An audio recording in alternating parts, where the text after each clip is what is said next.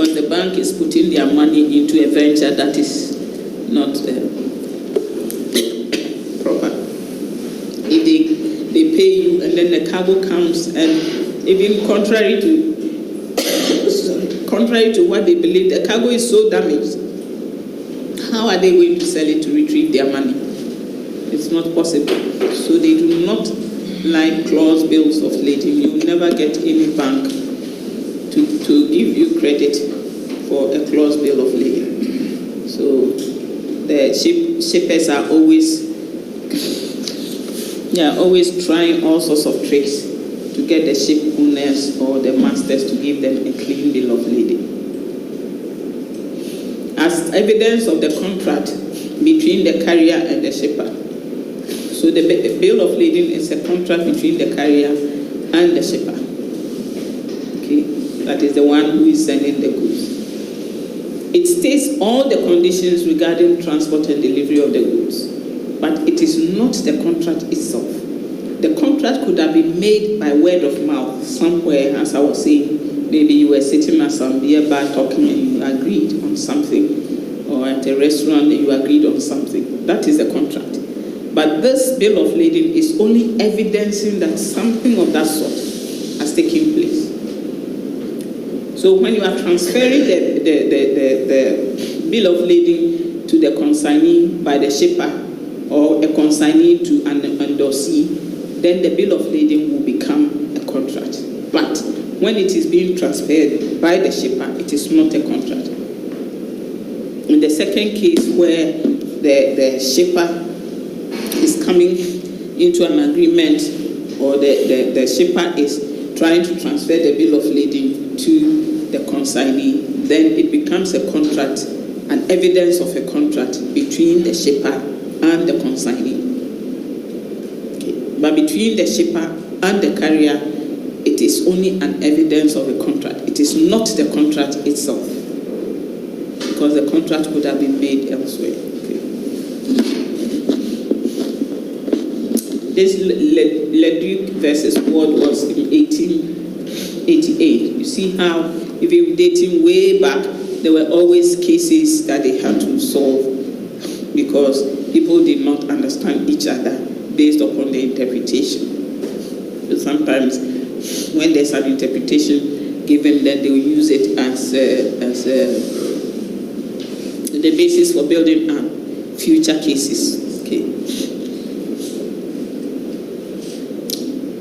In charter parties, if the cargo is for the charterer, then the bill of lading is only a receipt for the goods, because the charter party is the contract, not the bill of lading. So even though it is an agreement or an arrangement between the charterer, who is a shipper, and the carrier, but in this case, because the contract itself is contained in the charter party, then the bill of lading only serves as a receipt, but not as an evidence of a contract.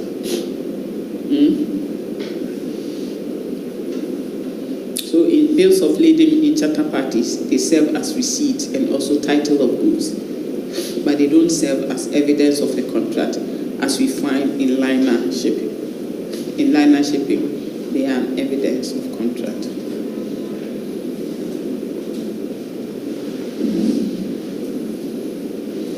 The bill of lading as a document of title is the foundation of international trade through letters of credit. Yeah?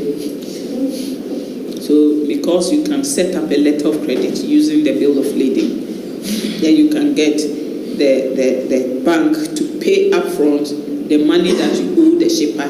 The shipper will then give the bills of lading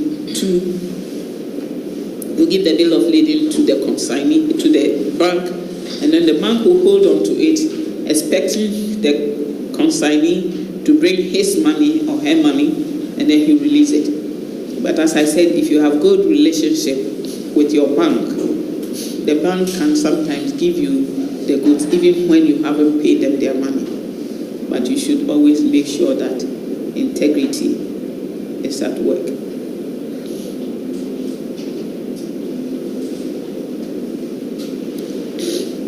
Just a minute, please. have certain terminologies we put on them, and that will indicate what is actually serving. For example, we can put somebody's name on it, or we put somebody's name or order on it.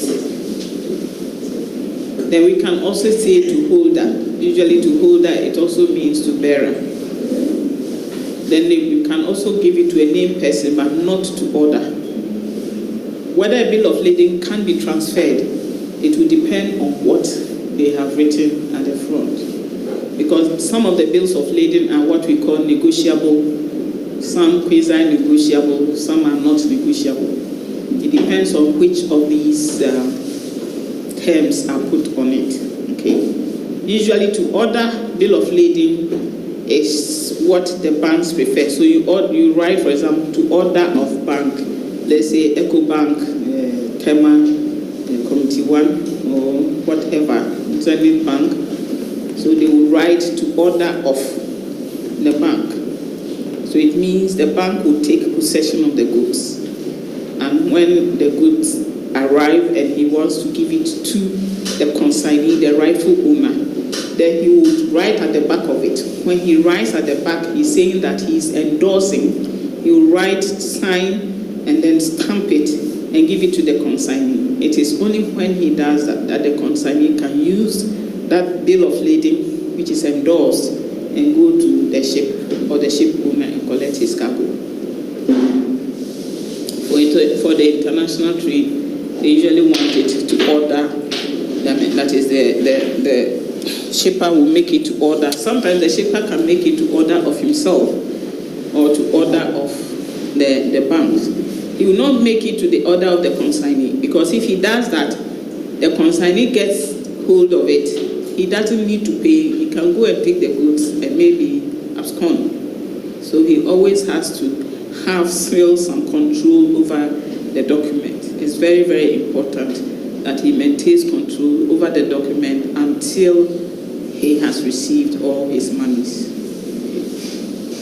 So they will write either a named person. If they write a named person, then the cargo cannot go to anybody apart from the person they've named. Sometimes they will write a name or to order, and then in that case, once the order comes in, then he can consign it to another person. What you should never do with the bill of lading is to holder or to bearer. It is very dangerous. Because when you,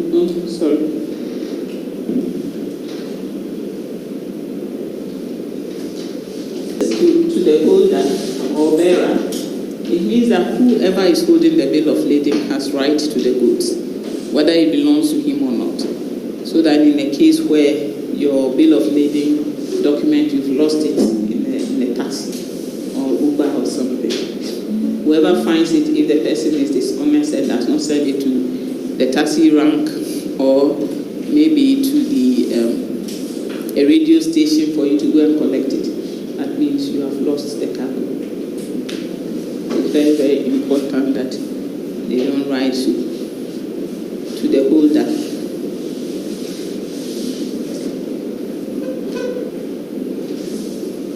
If they write to a named person, not to order, that means that it is only that person who can collect it.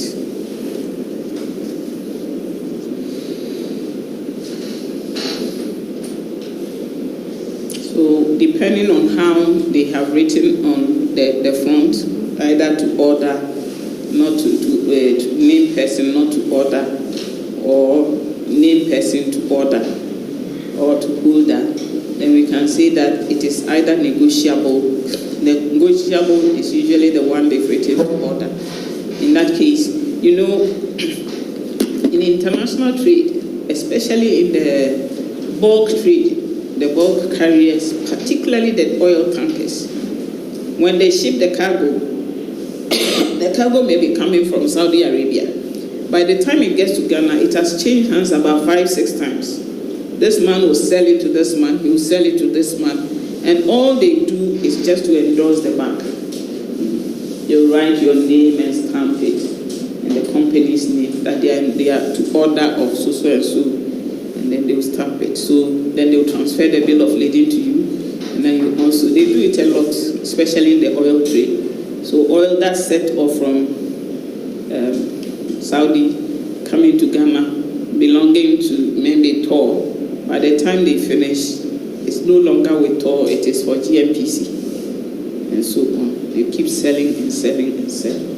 So that function, the document of title function, is what allows international trade to thrive. It's very, very important. Yes. So if I want to validate this, the endorsement, do they add a date to it? The what? The date to verify.